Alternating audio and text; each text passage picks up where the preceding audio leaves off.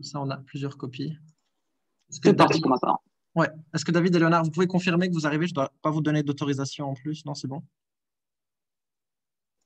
Oui, j'ai l'impression que ça a correctement démarré. Magnifique. Yes, c'est tout bon. Ok, Oui. cool. Alors, merci beaucoup à tout le monde d'être là, pour ceux qui sont là.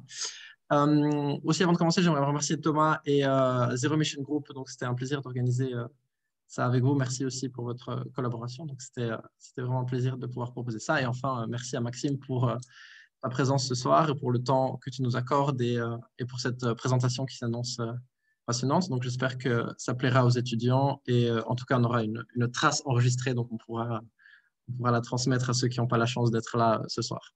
Donc voilà, sans plus attendre, je te laisse la parole et voilà, bonne conférence à tous. Ça marche.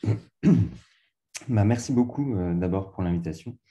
Pour moi, c'est vraiment un plaisir de pouvoir partager, faire un retour d'expérience sur mon entrée dans le monde du travail à d'autres confrères et consoeurs physiciens.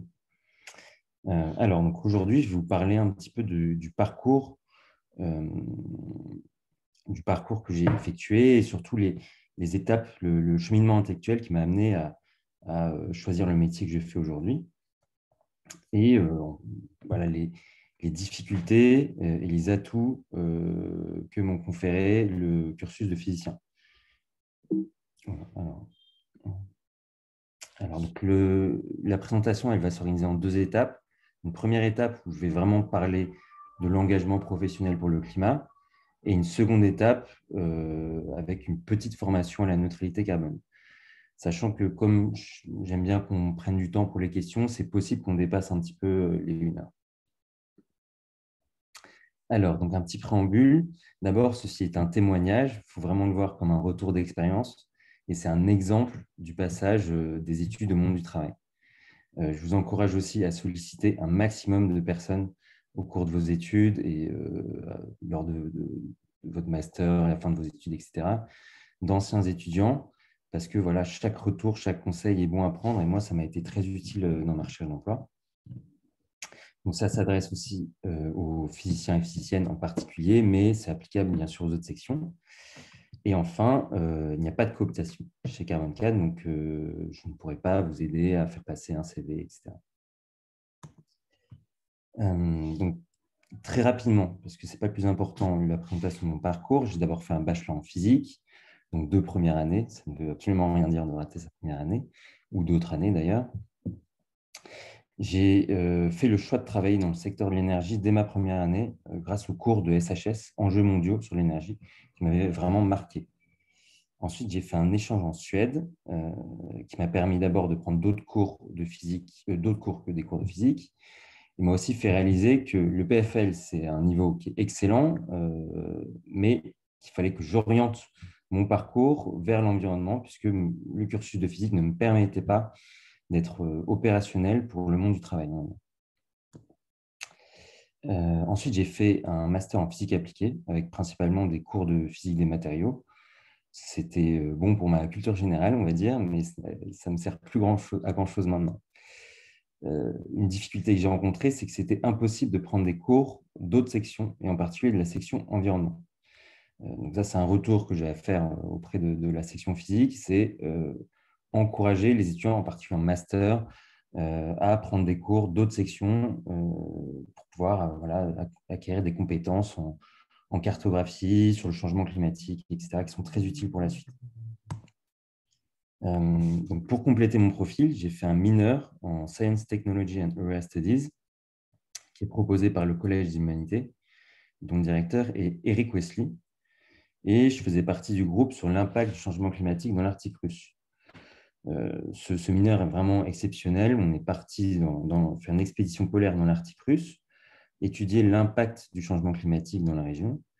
Et donc, ça m'a permis d'abord de prendre des cours dans la section environnement, ce que je souhaitais faire dans mon master, et ça m'a permis de comprendre les enjeux socio-économiques liés au changement climatique, puisque c'était donc géré par le Collège des Humanités. Enfin, j'ai terminé mes études de physique avec un projet de master dans une entreprise qui s'appelle Vattenfall en Suède, où j'ai fait de la modélisation de rendement de photovoltaïque sur MATLAB, et ça m'a confirmé que je ne souhaitais pas travailler dans l'ingénierie. Alors, donc la recherche d'emploi. Après avoir diplômé, j'ai recherché un emploi pendant 10 mois. C'était long. J'ai des amis qui ont fait beaucoup plus court, des amis qui ont fait beaucoup plus long. Mais en tout cas, 10 mois, après 5 années de belles études, c'est difficile à vivre. Et il faut vous dire que c'est normal. Les étapes, d'abord, il a fallu que je comprenne où est-ce que je voulais aller sur le long terme. C'était travailler sur les sujets énergie-climat et être à l'intersection entre sciences naturelles et sciences sociales. Ensuite, il a fallu que je comprenne quel métier je voulais faire à court terme. Pour mon premier emploi, on ne postule pas pour un secteur, on postule vraiment pour un job, pour un métier. Ensuite, il fallait que je comprenne quel écosystème, quels acteurs travaillaient sur ces sujets. Et enfin, et pas des moindres, il a fallu que je comprenne comment postuler. Parce qu'il y a beaucoup de concurrence. Même si on a un excellent diplôme, il faut réussir à peaufiner un discours, peaufiner une approche pour être percutant et surtout montrer le match avec les potentiels recruteurs. Quelques conseils. Je donne voilà, des exemples qui me sont vraiment très personnels. C'est de vraiment fixer des critères. Pour moi, des critères importants, c'était la taille de l'organisation, l'âge moyen dans l'organisation, le salaire et pour qui je travaille, la sincérité de la mission de l'organisation. Donc, par exemple, pour moi, ça me dérangeait de travailler pour une entreprise où c'était avéré que l'objectif premier, c'était le rendement. Je voulais vraiment travailler pour une entreprise à mission. Ensuite, je vous présente rapidement le métier dont je vous parle. Le métier de consultant, puisque c'est celui que je connais le mieux. Et ensuite, on fera un petit tour d'horizon de ce qui peut être possible de faire après des études de physique. Donc, le métier de consultant, il existe sous plusieurs formes. J'ai mis du temps à le comprendre. Il y a d'abord le conseil en stratégie, où on fait des études en chambre avec vos collègues consultants, et ça s'adresse aux directions. Ce sont des missions courtes qui durent 3 à 6 mois. Je reviendrai sur ce conseil-là. Ensuite, il y a le conseil en organisation. C'est des études en chambre ou chez le client, où on fait une implémentation de la stratégie. Ça s'adresse au département dans une entreprise, donc pas au comité exécutif. Et ce sont des missions qui sont plus longues, environ 1 an. Ensuite, il y a les bureaux d'études ou les cabinets d'ingénierie. Là, encore une fois, ce sont des études en chambre où on fait un apport d'une expertise technique sur un projet. Et là, ce sont vraiment des missions plus longues. Et enfin, il y a le conseil en ingénierie, qui parfois est semblable au bureau d'études, mais le type ESN, en principe, on travaille chez le client. Donc, ce sont des missions en général assez longues. On est envoyé chez le client environ 1 an, voire plus, et on apporte une expertise dans une équipe. En général, le client, il a besoin d'une expertise très concrète et très précise sur une durée déterminée. Et le cabinet en ingénierie dispose de consultants qui ont des expertises variées et qui vont placer des consultants dans différentes entreprises chez différents clients. L'intérêt de ce conseil-là pour le consultant, c'est vraiment de développer une expertise. Donc, il y a certains secteurs, c'est très difficile de rentrer directement dans ce secteur-là si on n'a pas une formation appropriée. Donc, ça peut être intéressant quand on vient du secteur, une formation très généraliste comme physicien, d'aller vers l'environnement, de faire ses classes, entre guillemets, dans un cabinet comme celui-là. Le point commun entre toutes ces formes de conseils, c'est qu'on vend du temps. C'est ce qu'on vend, particulièrement en stratégie. Comme on vend du temps, ça veut dire qu'il faut ajuster constamment la qualité de ce qu'on propose. On ne peut pas faire de sous-qualité, mais on ne peut pas non plus faire de sur-qualité, puisque sinon on n'est plus rentable. Concrètement, à quoi ça ressemble le métier de consultant en stratégie, puisque c'est ce que je fais concrètement chez Carbone 4, il permet à répondre à des questions avec un regard d'expert.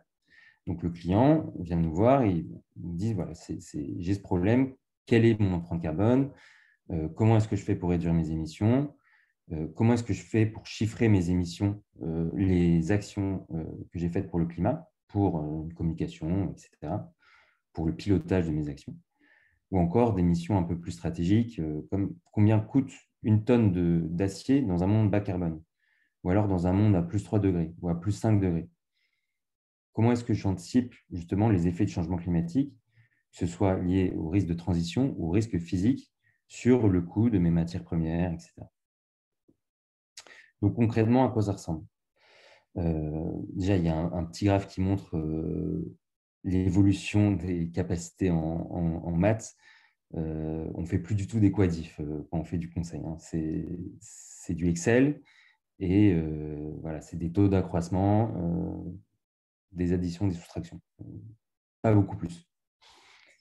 Mais concrètement, ce qu'on fait, c'est des recherches biblio et parfois sur des sujets très techniques. Donc, c'est là où la formation ingénieur, physicien est très pertinente. Développement méthodologique, pareil. Là, la méthode de physicien est extrêmement utile. La modélisation, ça c'est très simple sur Excel. Enfin, simple. Le modèle est simple, mais l'implémentation l'est parfois un peu moins. Et enfin, restitution pédagogique sur PowerPoint. Le métier de consultant en stratégie climat, ça consiste d'abord à expliquer le lien entre énergie et climat. Là, sur ce graphe, on voit l'accumulation de la consommation d'énergie par vecteur énergétique et en superposer les émissions de CO2. Donc là, on voit clairement qu'on a explosé notre consommation d'énergie fossile et les émissions de CO2 ont évolué avec ça. Et il y a un rapport que l'on voit qui est assez intéressant, c'est que au cours du temps, c'est à peu près constant, il y a 80% de consommation de fossiles. Au cours du temps, c'est à peu près constant. Donc, on entend beaucoup parler des énergies renouvelables, pardon, alors que, enfin, si on regarde la presse, c'est largement représenté, mais ça représente une toute petite part de notre consommation d'énergie.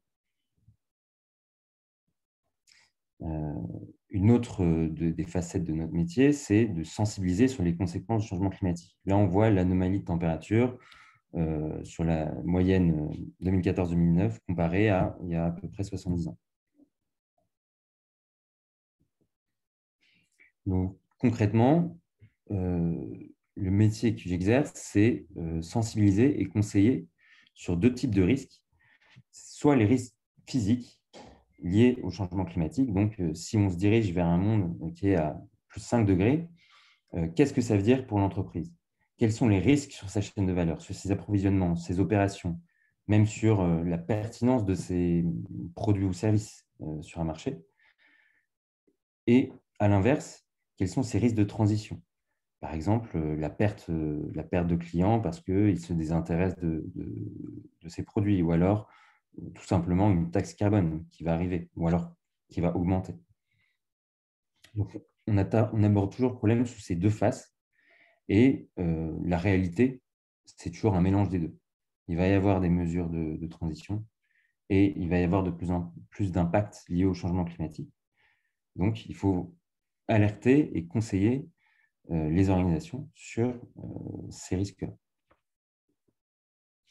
Donc, un exemple de mission atténuation, c'est l'exemple le plus basique, c'est calculer l'empreinte carbone.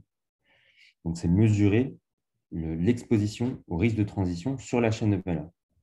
Donc, où est-ce que je suis très dépendant au carbone? Sur l'amont, ça peut être typiquement les approvisionnements. Sur les opérations, si c'est un industriel, ça va être l'énergie ou le transport. Et en aval, ça va être typiquement l'utilisation des produits vendus. Comment est-ce qu'on fait un bilan carbone? Pour un physicien ou une physicienne, c'est très simple, mais pour les organisations, ça ne l'est pas du tout. Donc, concrètement, c'est un produit scalaire entre un vecteur qui sont les données d'activité de l'entreprise et un autre vecteur qui sont les facteurs d'émission liés aux activités. Et on fait la somme sur un périmètre, puisqu'on ne va pas calculer toutes les émissions d'entreprise, on va décider d'un périmètre qui représente minimum 90% des émissions de l'entreprise. Mais en général, les émissions, elles sont très bien situées. Selon les secteurs d'activité, on sait rapidement quels sont les postes d'émission et on va directement sur ces postes-là. Et on ne va pas perdre de l'énergie à calculer tous les petits postes d'émission. Un autre exemple qui est là sur les risques physiques, c'est de mesurer l'exposition aux aléas climatiques. Donc, c'est typiquement du traitement de données climatiques et de la visualisation sur cartographie en utilisant les logiciels de type GIS. Donc là, on a, par exemple, l'entreprise nous communique des seuils. Typiquement, voilà, moi, mes équipements de froid, ils ne supportent pas ou ils supportent très mal les épisodes de chaleur qui durent pendant longtemps, qui durent plus de 5 jours. Alors nous, on va mesurer et utiliser les projections climatiques pour essayer de regarder quelle est la probabilité d'occurrence de tels événements selon un scénario d'émissions de gaz à effet de serre. Ensuite, donc, s'engager professionnellement pour le climat. Après des études à l'EPFL, il faut trouver sur quel levier vous souhaitez agir. Et ce levier-là, on peut utiliser l'équation Kaya pour déterminer un levier qui vous intéresse plus ou moins. Je ne sais pas si vous êtes familier avec l'équation de Kaya, mais ça consiste simplement à faire 1 égale 1, CO2 égale CO2. Donc, décomposer le terme CO2 en différentes sous-composantes. Donc, le premier terme, c'est le CO2 est égal au CO2 divisé par l'énergie. Ça, c'est l'intensité carbone du mix énergétique. Ensuite, on multiplie par l'énergie divisé par le GDP ou ce qu'on veut. Ça, c'est l'efficacité énergétique. Comment est-ce qu'on produit de la valeur par l'énergie consommée par point de valeur produite. Ensuite, c'est le GDP par habitant. Ça, c'est ce qui intéresse souvent les économistes. C'est un terme assez sacré qu'il ne faut pas toucher.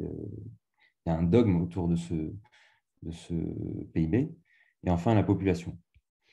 Alors, vous remarquerez que dans les leviers, je ne vous ai pas proposé de travailler sur la réduction de la population. Je vous en prie, ne le faites pas. Mais voilà, avec cette équation, vous pouvez voir sur quel levier vous voulez travailler. Donc, intensité carbone du mix, efficacité énergétique ou changement de comportement, sobriété. Ou alors tout à la fois, ce qui peut être aussi intéressant. Donc, en conclusion, quelques recommandations. D'abord, trouver le métier que vous voulez faire, trouver le levier sur lequel vous voulez agir et essayer de trouver pour qui et avec qui vous allez faire ces deux choses à la fois. Donc, le métier et le levier, et activer ce levier. Donc, quelques idées de vocation, qui n'est vraiment pas du tout exhaustive. Dans la recherche, évidemment, on a toujours besoin de modélisateurs, d'études de terrain, d'agrégation de travaux pour le GIEC. Et là, le profil du physicien est parfaitement pertinent. Ensuite, il y a le conseil ou le bureau d'études, comme je vous l'ai présenté. Dans la haute administration publique, c'est typiquement le même métier que ce que je fais aujourd'hui, sauf qu'on va essayer de mettre en musique tous les différents acteurs qui existent dans la nation et donc diriger les politiques publiques en utilisant ce qui est utilisé dans le secteur privé ou ailleurs. Ensuite, il y a les ONG, bien sûr, c'est assez connu. Ingénieur dans l'industrie, il ne faut pas du tout le négliger. Il faut bien choisir l'industrie, mais il ne faut pas du tout le négliger. Si vous travaillez pour une société qui fabrique des trains, bien, vous travaillez pour une société qui majoritairement évite des émissions. Donc, si on choisit bien son industrie, eh bien, travailler dans l'efficacité énergétique dans une société qui propose un bien ou un service qui est bas carbone, ben, c'est s'engager professionnellement pour le climat. Il y a aussi travailler dans le secteur du marché volontaire du carbone. C'est assez intéressant. En général, c'est des porteurs de projets. Si vous aimez des études de terrain, si vous aimez voyager, bien, vous pouvez travailler dans des sociétés où on va porter des projets et où des entreprises, via les mécanismes de compensation, vont financer des projets de réduction ou de séquestration. Et enfin, bien sûr, ne pas négliger l'entrepreneuriat, vous lancer dans votre propre projet, puisqu'on en a besoin. Je termine avec les forces et faiblesses du profil physicien. Les forces, donc c'est appropriation rapide de sujets très techniques et variés. Les développements méthodologiques, où là on est très fort, et les modélisations. Les faiblesses, c'est en sortie d'études, aucune connaissance sur les sciences et l'ingénierie de l'environnement. Aussi la surqualité, on a tendance à vouloir faire des modèles très performants et très compliqués, mais parfois, par un principe de Pareto, faire très simple, on arrive à avoir un ordre de grandeur qui est tout à fait pertinent pour l'action climat. Il y a aussi un coût d'entrée qui est important sur les sujets socio-économiques, sur lesquels on n'a vraiment pas du tout travaillé. Et je termine sur cette phrase, quelque chose que j'ai beaucoup entendu pendant mes études à l'EPFL, c'est qu'un physicien, c'est semblable à une cellule souche. C'est-à-dire qu'on s'adapte au milieu où on est placé. Et c'est le cas, mais il faut convaincre ses interlocuteurs que c'est le cas. Et pour cela, il faut peaufiner un discours. Un discours, c'est votre parcours, c'est vos expériences qui montrent que vous êtes capable de travailler sur tel ou tel sujet. C'est terminé pour la session s'engager professionnellement. Je prends volontiers vos questions tout de suite avant de passer à la session de formation. Aussi, j'ai oublié de dire au début, pardon, si vous avez des questions, n'hésitez pas à nous écrire directement dans le chat ou si vous ne voulez pas prendre la parole à l'oral pour X ou Y raison. Voilà.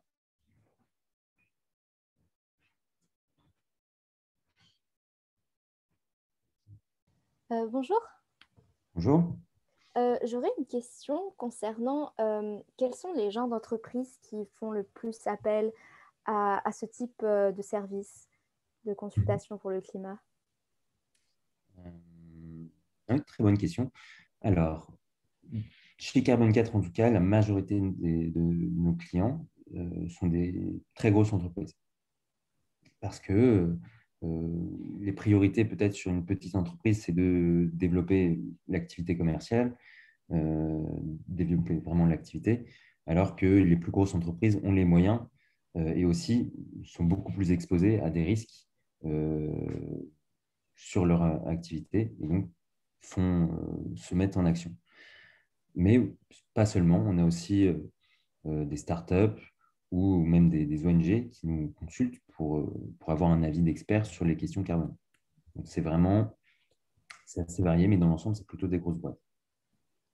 D'accord, mais du coup, par exemple, pour des entreprises qui sont très grosses, qui font énormément d'émissions ou des choses comme ça, est-ce que vraiment, même si vous pouvez leur donner des conseils et tout ça, est-ce qu'elles peuvent vraiment les mettre en œuvre et faire quelque chose pour améliorer leur empreinte carbone?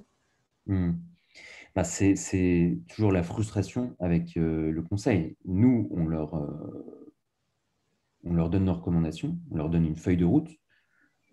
Et souvent, dans une entreprise, ce n'est pas homogène. Souvent, on a des alliés et on a, entre guillemets, des ennemis. Les alliés, ça va être la personne qui nous a sollicité pour la mission. Et les ennemis, ou en tout cas les personnes qu'on doit convaincre, qui ne sont pas nos ennemis, c'est juste qu'il faut qu'on les convainque de se mettre en action. C'est en général le comité exécutif qui, eux, vont voir le carbone ou le sujet du changement climatique d'une manière très hétérogène.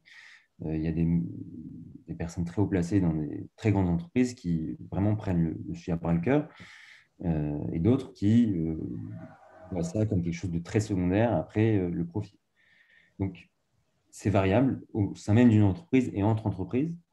En tout cas, pour les grosses entreprises qui sont très émissives, pour nous, Carbone 4 cabinet de conseil, c'est très important d'aller taper là où il y a un gros gisement d'émissions à réduire.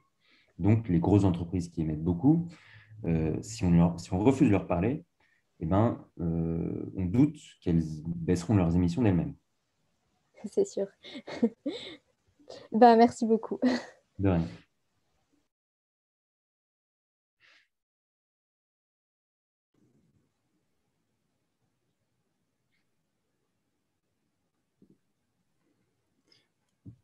Bonjour. Bonjour. J'avais juste une question à vous poser. C'était par rapport à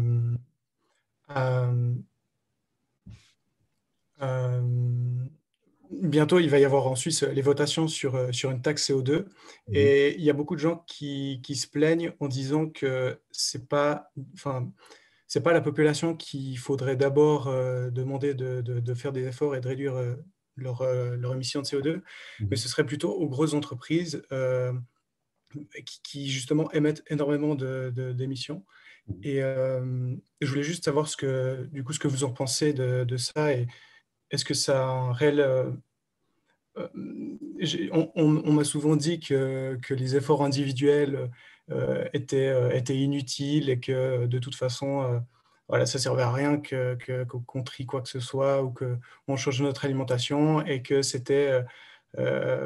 tout était ciblé sur les entreprises maritimes ou d'aviation. Voilà, qu'il fallait commencer par eux et qu'ensuite, ok, peut-être on serait d'accord de suivre le mouvement. Oui, j'ai bien compris la question. Alors, je vais la diviser en deux. Donc, d'abord, sur l'investissement personnel. Chacun, on a une empreinte carbone. Donc, c'est chacun en son âme et conscience qui décide de participer ou non à l'effort collectif, mais c'est un effort qui est collectif. Tout le monde doit s'y mettre. Si vous, dans votre vie personnelle, vous activez tous les leviers au maximum, donc c'est vraiment une vie... c'est difficile, en tout cas, ça peut être excluant. Mais si vous activez tous les leviers au maximum, vous pourrez réduire votre empreinte carbone de 25%. C'est un calcul qu'on a fait dans la publication Faire sa part, que je vous recommande de lire, très intéressante. Je l'ai déjà lu. Donc voilà, l'ordre de grandeur, c'est 25% si on active tous les leviers. Donc effectivement, les institutions publiques et les entreprises doivent faire le gros de l'effort. C'est à elles de faire le gros de l'effort, c'est à elles de payer le plus. Mais pour donner un argument sur la taxe carbone et les votations à venir, il faut que c'est nécessaire que la population se rende compte du prix du carbone, du prix de l'énergie. On vit dans un monde où l'énergie est gratuite.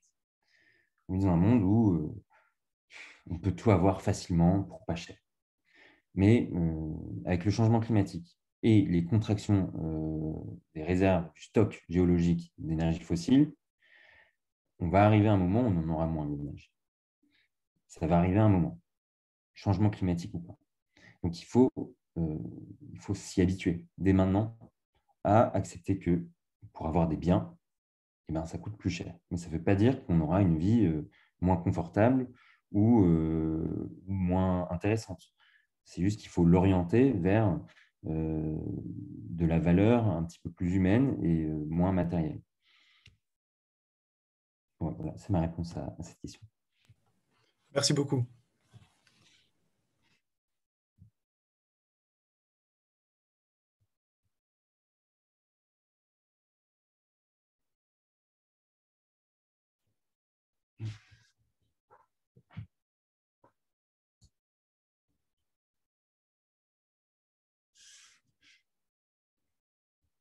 Je propose de poursuivre et s'il y a d'autres questions, je les prendrai à la fin de la session. Donc, je propose de faire une très courte formation à la neutralité carbone, puisque l'association qui m'a invité pour cette petite conférence, c'est le Net Zero Group. Et donc, ça me semblait pertinent, ou en tout cas intéressant, de parler de la neutralité carbone. Essayer de faire un peu le point sur ce que veut dire ce terme neutralité carbone.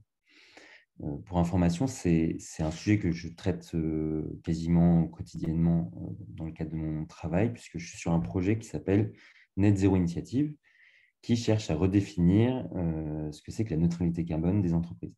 Donc, c'est vraiment un projet de développement méthodologique où ma formation de physicien m'est constamment utile, puisque vraiment, il y a beaucoup de modélisation, beaucoup de scénarisation avec l'utilisation d'hypothèses assez fortes. Alors, d'abord, qu'est-ce que veut dire la neutralité carbone? Pour ça, il faut qu'on regarde ce que c'est sa définition à l'échelle planétaire. à l'échelle planétaire, l'atmosphère, on peut la comparer à une baignoire, une gigantesque baignoire où, au niveau pré-industriel, son niveau était à peu près constant avec des variations assez régulières, mais sur des temps très, très, très, très longs. Mais avec l'utilisation des énergies fossiles, on a rajouté dans cette baignoire un certain niveau d'eau. Et le but de la lutte contre le changement climatique, c'est de faire en sorte que la baignoire ne déborde pas. Mais pour le moment, on continue de rajouter de l'eau et on voit le niveau augmenter progressivement, ce qui est assez inquiétant. Cette baignoire, elle se vide grâce à ce qu'on appelle des puits de carbone et donc l'utilisation des terres. Cette utilisation des terres, si on le gère mal, ou en tout cas avec la déforestation, si on regarde en net entre la croissance des forêts et la déforestation, l'utilisation des terres, au global, est un émetteur net. Ensuite, il y a les technologies qui permettent d'absorber directement le carbone de l'atmosphère. Pour le moment, ces technologies sont vraiment au stade embryonnaire, donc on ne peut pas trop y compter pour le moment. Il y a une autre technologie qui s'appelle Carbon Capture and Storage, sachant que pour vider la baignoire, on ne peut pas utiliser le Carbon Capture and Storage tout seul. Ça permet de dévier le flux qui sort des énergies fossiles vers directement un geological storage. Mais si on veut vider la baignoire ici, il faut qu'on combine ça avec ce qu'on appelle bioénergie pour en gros produire de l'énergie à la base de biomasse. Et ensuite, quand on va brûler cette biomasse, on va stocker le carbone dans des réserves géologiques. Ça, ce sont deux flux qui permettent de soit réduire les émissions, soit vider la baignoire. Et concrètement, d'un point de vue neutralité globale, à l'échelle planétaire, c'est très simple. C'est fixer un niveau d'eau et faire en sorte que le niveau entrant et le niveau sortant soient égaux. Comme ça, le niveau reste constant. Donc, d'un point de vue physique, c'est très simple. Et là, je précise que ce sont donc les émissions et les puits anthropiques. Il y a aussi les puits non anthropiques, tels que les océans, que l'on va considérer ou on considère constants, qu'on écarte, en tout cas, on écarte l'utilisation des puits non anthropiques pour la lutte contre le changement climatique. Donc, quelle trajectoire au niveau mondial et national pour la neutralité carbone? Donc, si vous lisez le rapport SR 1.5 du GIEC, le rapport 1.5 degrés, vous verrez qu'il y a différents scénarios pour atteindre la neutralité à horizon 2050. Et donc, pour tous ces scénarios, il faut réduire massivement les émissions et développer progressivement les puits de carbone. Donc, la neutralité carbone, c'est réduire les émissions, développer les puits, pour, in fine, arriver à un même ratio puits-émissions. Si on prend les trajectoires du GIEC, deux dates à retenir. Le trajectoire 1,5 degré, il faut être neutre en 2050. Et trajectoire 2 degrés, il faut être neutre en 2070. Avec des taux de décroissance très forts.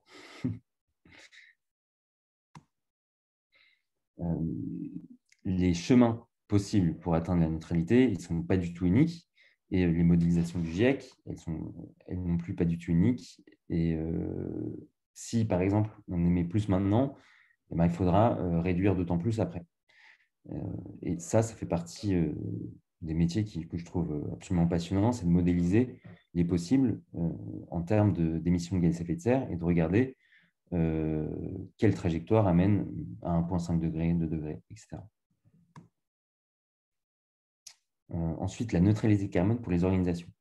Là, je vous ai présenté la neutralité au global. C'est quelque chose de très simple, très bien défini, c'est clair, c'est équilibre entre émissions et puits pour avoir un niveau de particules de CO2 en tout cas de gaz à effet de serre dans l'atmosphère, qui est constant. Mais maintenant, qu'est-ce que ça veut dire la neutralité carbone pour une entreprise? Quel est le lien? Est-ce qu'on peut faire un lien entre ces deux notions, sachant que la neutralité carbone au niveau mondial, elle est bien définie? Historiquement, la neutralité carbone, dans les milieux anglo-saxons en particulier, elle s'est définie sur un triptyque mesurer, réduire, compenser. Et en tout cas, chez Carbone 4, on critique très fortement ce triptyque parce qu'on trouve qu'il ne veut rien dire. Donc, si on fait l'analyse de chaque terme, donc déjà, la mesure, elle est parfois incomplète. Ensuite, l'ambition de réduire, elle est souvent trop basse. Et la notion de compensation, c'est un biais cognitif qui dit que voilà, si je compense mes émissions, j'ai fait ma part du job. Si on compare à la définition elle-même, par exemple, dans la notion réduire, il y a réduire jusqu'à émissions incompressibles. Qu'est-ce que ça veut dire des émissions incompressibles, sachant qu'on doit réduire nos émissions de 3 à 7 % par an? On n'est pas sûr, en fait. On ne comprend pas la notion d'émissions incompressibles. Ça ne nous semble pas robuste. Ensuite, si on fait l'analyse du terme neutralité, ou alors la tentative de définition de la neutralité, on voit que c'est très bancal. Déjà, le zéro, ça cache tous les efforts faits par une entreprise. Donc voilà, une entreprise qui s'annonce neutre en carbone, on ne peut pas voir l'évolution de ses émissions, puisque c'est un zéro. On ne voit pas si les émissions ont augmenté et si l'entreprise a augmenté l'achat de ses crédits carbone. Ensuite, on ne peut pas dimensionner cette définition-là à toutes les entreprises dans le monde. Il n'y a pas assez de crédits carbone pour compenser les émissions de toutes les entreprises dans le monde. Donc, c'est quelque chose qui est excluant, réservé à un certain nombre d'entreprises, alors que la neutralité globale planétaire, elle, est bien définie et on ne l'a pas atteinte. Voilà, il y a toute une série d'arguments qui permettent de montrer que la neutralité carbone d'une entreprise, ça ne veut rien dire. Donc ça, c'est l'ambition d'une entreprise.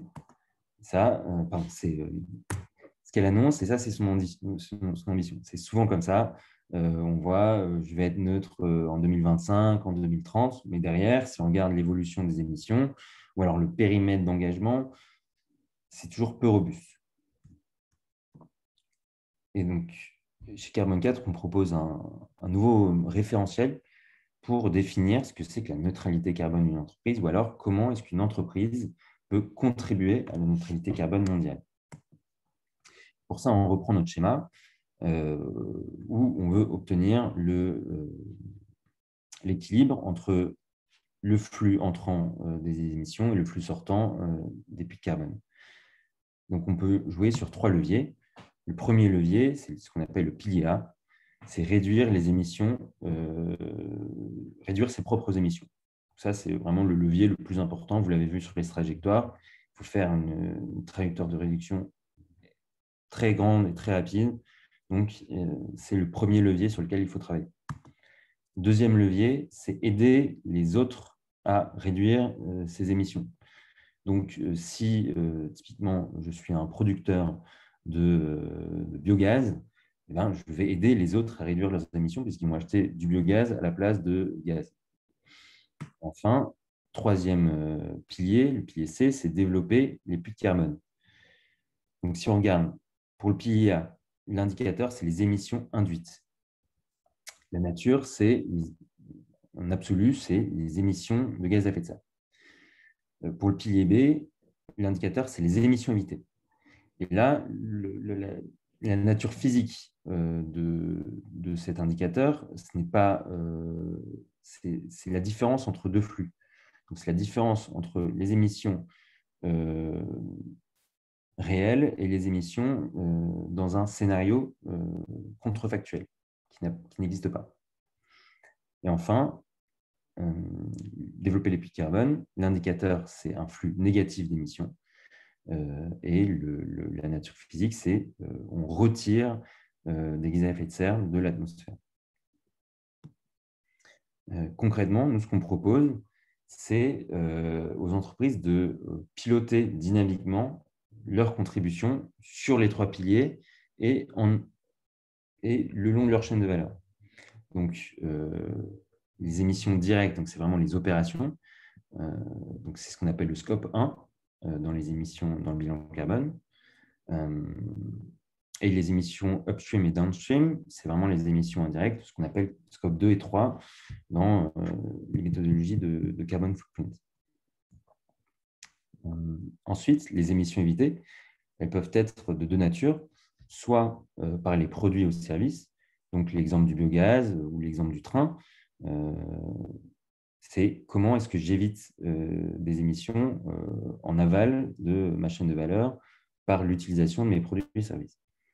Et ensuite, il y a aussi la possibilité d'éviter des émissions en contribuant financièrement à des projets de réduction des émissions. Donc, je finance, par exemple,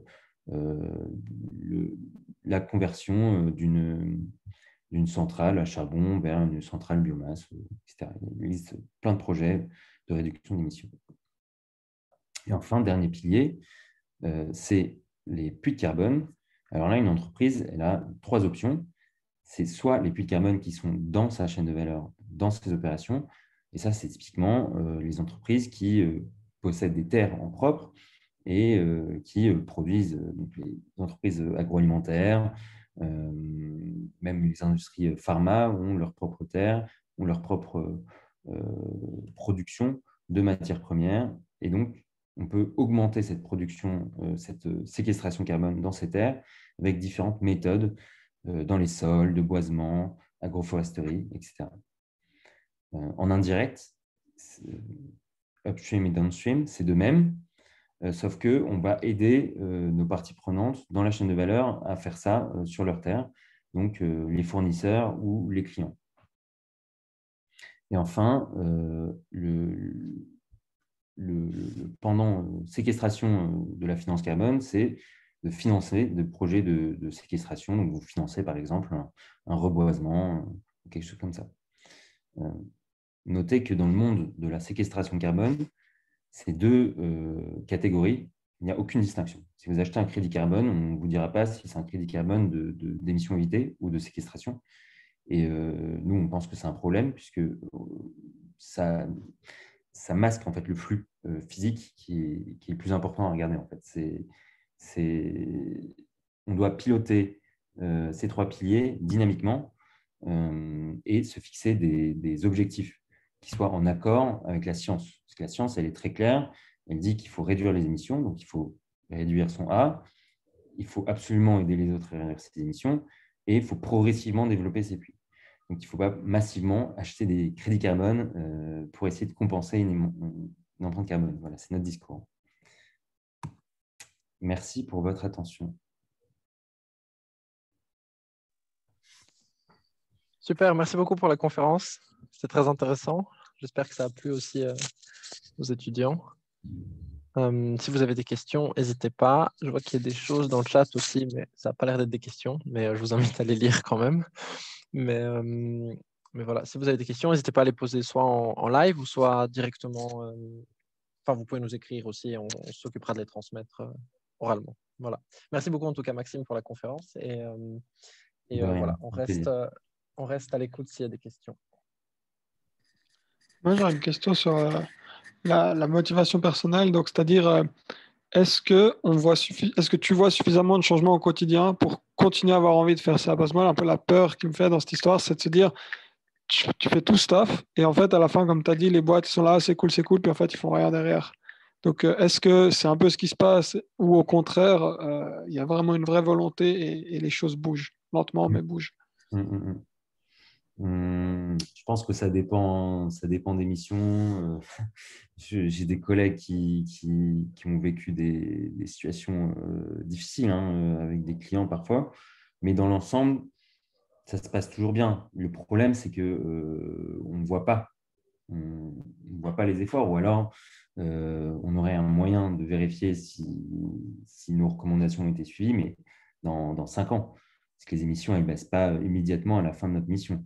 Il faut que derrière, elles soient digérées par le client et qu'elles soient implémentées. Et en général, l'implémentation, ça prend du temps. Donc, le plus de missions on fait, et le plus vite on va, et en principe, le plus d'impact on a. Mais en tout cas, c'est un sujet chez nous de mesurer notre impact. On aimerait savoir un petit peu si on a de l'impact ou non, et comment on le maximise, quels sont les facteurs, les déterminants de notre impact. Est-ce que c'est la sensibilisation? Est-ce que c'est le nombre de personnes à qui on parle, le rang des personnes à qui on parle? Quels sont ces déterminants-là? Et on travaille dessus vraiment quotidiennement pour essayer de mieux comprendre comment maximiser notre impact, justement. Ensuite, personnellement, moi, je vois aussi ce métier comme un moyen de comprendre quels sont les enjeux et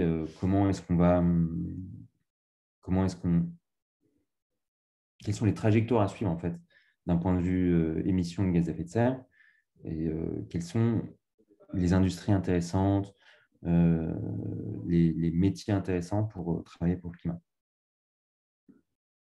Merci.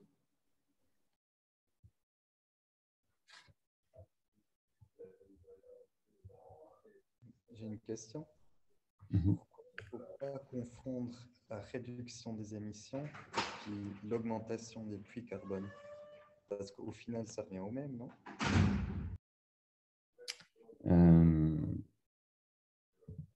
Alors, ta question, c'est pourquoi distinguer réduction des émissions et absorption des puits de carbone, pas les puits de carbone, c'est ça? Oui. Alors, du coup, ça revient pas au même, puisqu'on a d'une part réduit le flux et d'autre part absorbé une émission, sachant que ce que nous dit le GIEC, c'est qu'il faut faire les deux.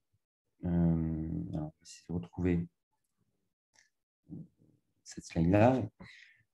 Ce que nous dit le GIEC, c'est que si on veut, entre guillemets, se permettre d'émettre un petit peu plus longtemps, par exemple ce scénario-là, P4, ben, il faut développer énormément de puits pour compenser ce qu'on a mis en trop dans l'atmosphère. Donc, comme je l'expliquais avec cette histoire de baignoire, effectivement, si on réduit les émissions, on réduit un petit peu le flux, mais ça ne veut pas dire que pour atteindre les objectifs, on a un petit peu moins de séquestration, d'absorption à faire. Pour atteindre les objectifs, il faut qu'on pousse au maximum les leviers de réduction et de séquestration. Est-ce que j'ai répondu à ta question? Oui, merci.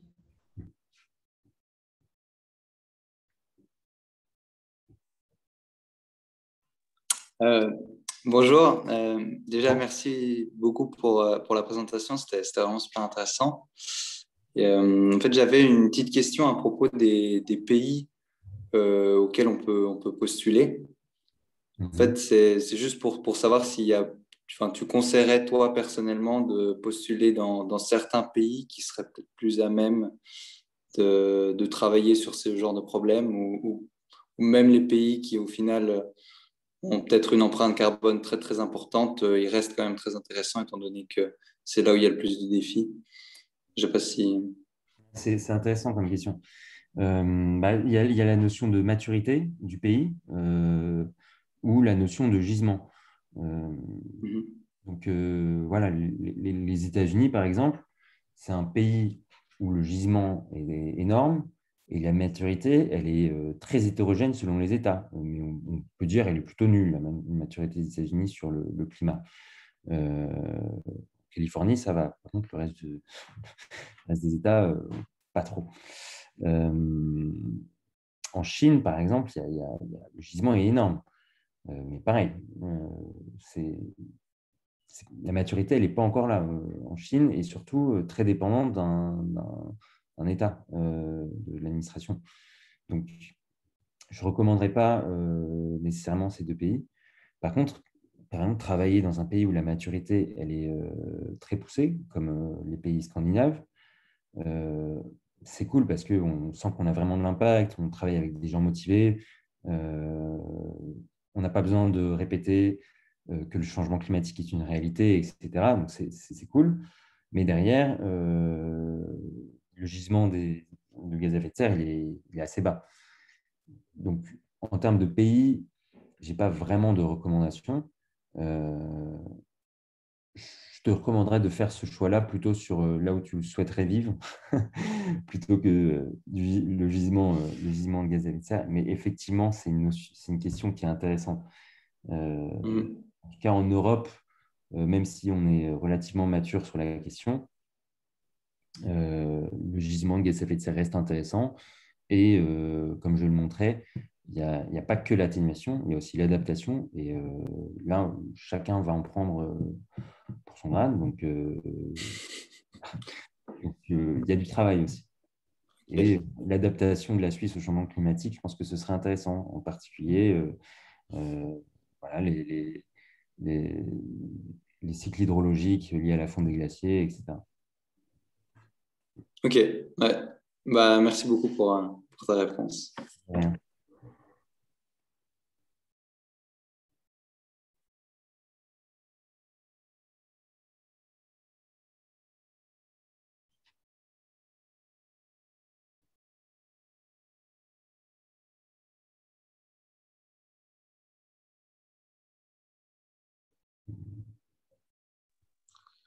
Attendre, est-ce qu'il y a encore des questions de la part du public?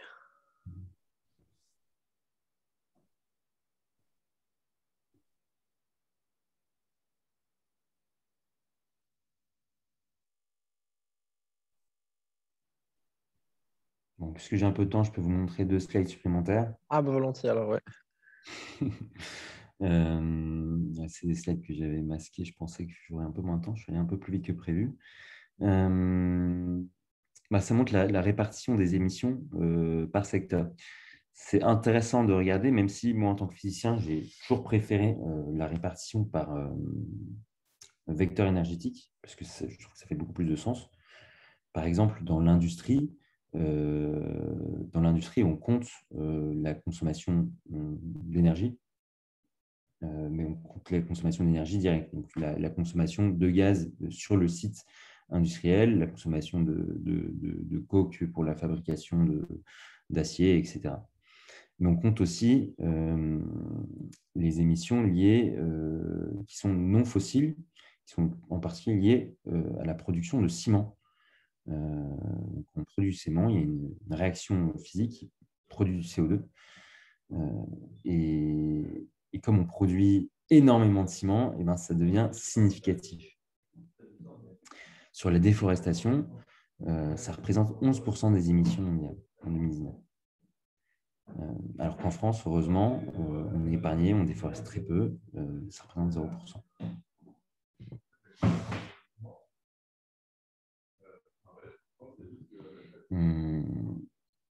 Celle-là aussi intéressante, c'est pour la sensibilisation.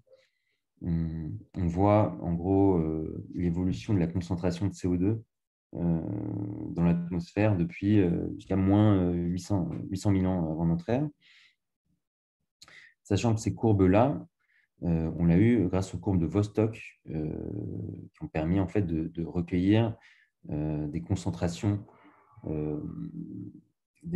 si je me rappelle bien, d'un certain isotope d'oxygène.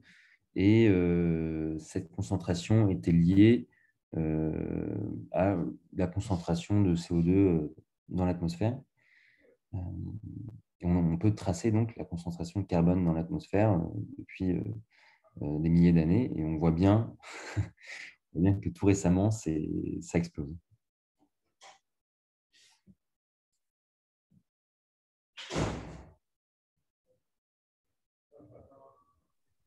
Est-ce qu'il y a un... Bon, ça, c'est complètement déconnecté, j'imagine, de ce que tu fais, mais il y a un sens à ces oscillations. Je vois que... Enfin, c'est bien avant Oui. tes préoccupations liées à l'industrie ou des choses comme ça, mais je ne sais pas, est-ce que c'est des choses connues dans ce domaine? C'est connu et c'est d'ailleurs utilisé par les climato-sceptiques. Alors, le principe physique qu'il y a derrière, j'ai un peu oublié. Oui, bah, c'est hors de la problématique. Ouais. c'est lié à des oscillations terrestres. J'ai oublié, Ok. je suis désolé. Non. Mais en tout cas, c'est un principe physique qui est connu et bien compris. Et les climato-sceptiques vont utiliser ces oscillations pour dire il y a toujours eu des cycles de température, il a déjà fait beaucoup plus chaud sur Terre, et ce qui est le cas. Ce qui est le cas. On a vécu une période, la dernière période glaciaire, en température moyenne, on était à moins 5 degrés par rapport à notre ère, en température moyenne. Donc, si on s'imagine une période glaciaire où il y avait de la toundra jusqu'au sud de l'Espagne, en gros, toute l'Europe était complètement gelée et on ne pouvait rien pousser, il y avait une différence par rapport à notre ère de température moyenne de 5 degrés. Donc, si on fait le même raisonnement, plus 5 degrés en température moyenne d'ici la fin du siècle, ça fait un petit peu peur quand même.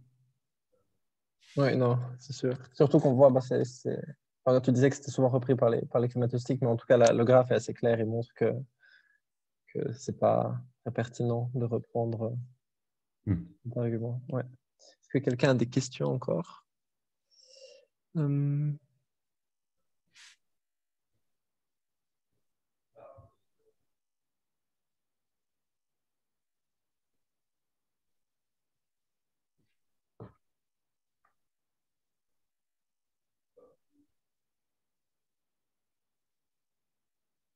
Bon, il n'y a pas l'air d'avoir de questions. En tout cas, on est pile dans les temps avec 1 heure. Donc, merci beaucoup en tout cas pour cette conférence et d'avoir pris le temps de l'avoir préparée et de nous l'avoir présentée. C'est très intéressant.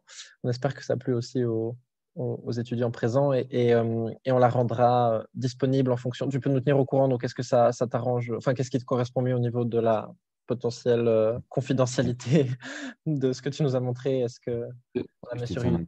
Ouais, ça marche. En tout cas, on a tout enregistré. Je vais suspendre maintenant.